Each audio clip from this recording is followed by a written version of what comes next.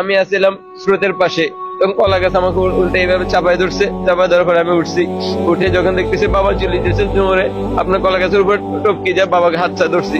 ধরার পরে বাবা ছুটে গেছে, আবার যায় ধরছি। ধরার পরে একেবারে যখন স্রোতের মধ্যে পড়ে গেছি, পানির নিচে চলে যাওয়ার পরে আর বাবার হাতটা আমি ব্যালেন্স করে ধরে রাখতে পারিনি, বাবা কলার বেলা থেকে পড়ে গেছে। পড়ে গেছে। তারপরে পরে কলার ফেলা সহকারে ওইদিকে চলে গেছে। আমি একটা গাছ ধরলাম, আমি তো বাবাকে খুঁজে পাইতেছি না। একটা বাচ্চা মেয়ে ছিল, একটা মহিলা ছিল, আর দুইটা আমার আব্বু সঙ্গে আর একজন মুরব্বী ছিল, মোট 4 জন। এর ওইদিকে স্রোতের দিকে চলে গেছে।